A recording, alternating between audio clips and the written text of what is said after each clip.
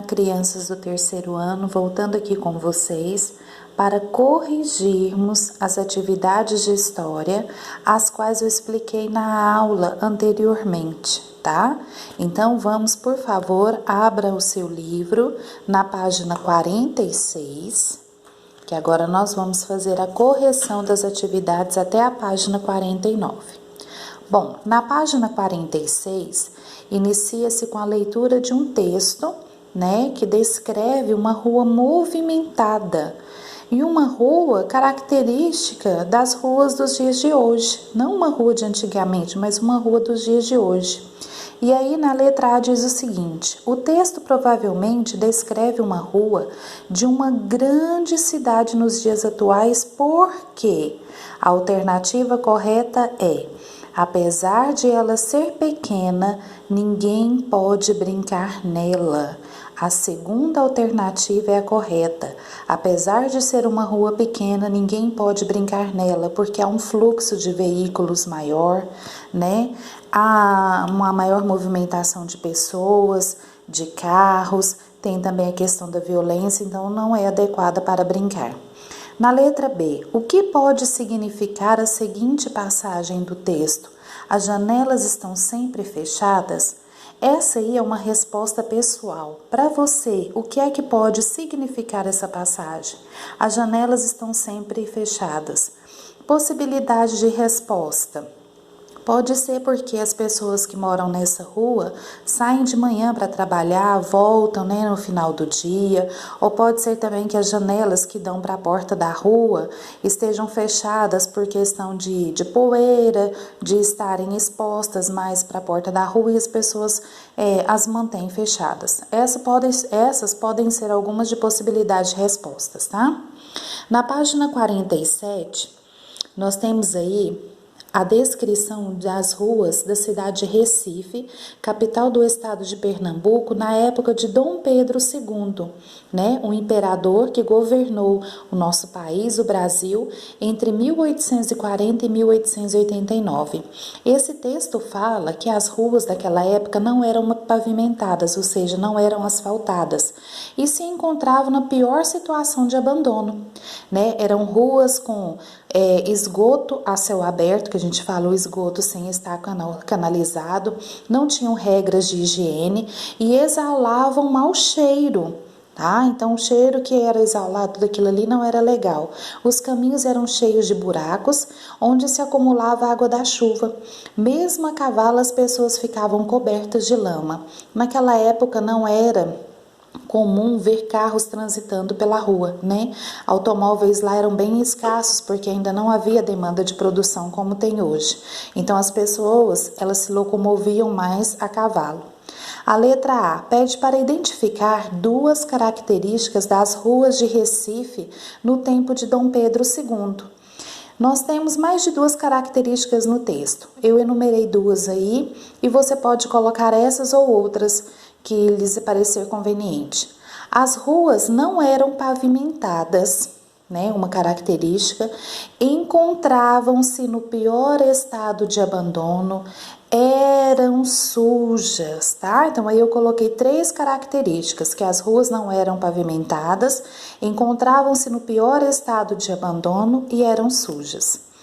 Na letra B, como você acha que as ruas descritas na atividade anterior devem estar hoje?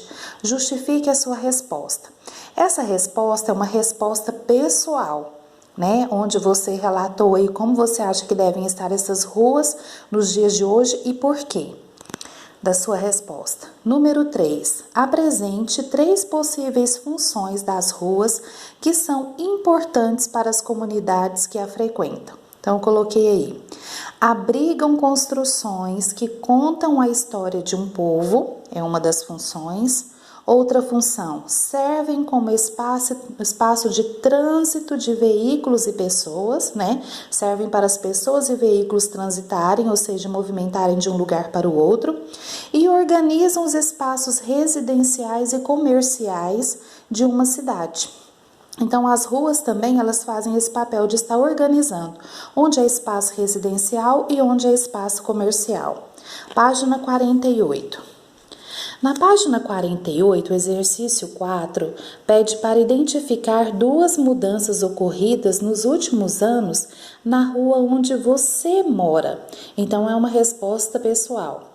Você pode estar observando a rua onde você mora e estar relatando aí duas mudanças que ocorreram nesses últimos anos. Na questão número 5, nós temos aí a imagem de uma mesma via da cidade de Aracaju, em Sergipe, a Avenida João Ribeiro, em épocas diferentes. A primeira fotografia ela está até em preto e branco, né? Uma época bem antiga. E a segunda fotografia já está colorida, uma época mais atual. Então, na página 49, tem algumas perguntas referentes a essas duas imagens. Na letra A, aponte um elemento preservado ao longo do tempo na Avenida João Ribeiro. Então, o que eu coloquei aí, coloquei dois elementos, o canteiro central e algumas construções que estão presentes na foto antiga e na foto atual, ou seja, foi conservado. Indique duas alterações ocorridas nessa paisagem, duas alterações. Eu coloquei são a pavimentação da via, né, da avenida, antes pedra, agora é coberta por asfalto, os postes de iluminação modernizados, porque antigamente os postes de iluminação eles não eram altos como são hoje, e eles eram alimentados por um gás, né, era um lampião, um gás ou a queima do querosene, né, que é igual tipo a lamparina, e tinha um profissional chamado acendedor de lampião. Ele, ao final do dia, ele passava acendendo os lampiões, né, que estavam nos postes nas ruas, e quando o dia amanhecendo, ele passava novamente desligando. Hoje isso não é mais necessário. Hoje nós sabemos que os postes contêm sensor e aí quando vai anoitecendo a iluminação é ativada e quando vai amanhecendo ela é desativada. E aumentou o fluxo de veículos, né? Aumentou a quantidade de carros presentes na rua. Então, na letra C, a história dessa via foi preservada? Justifique. Sim, pois é possível visualizar bem os traços originais da avenida. Então, se você observar bem lá as duas fotografias, a gente pode ver que os traços dessa avenida foram preservados e ainda contém muitos elementos que contam a história dessa via no tempo antigo e no tempo atual.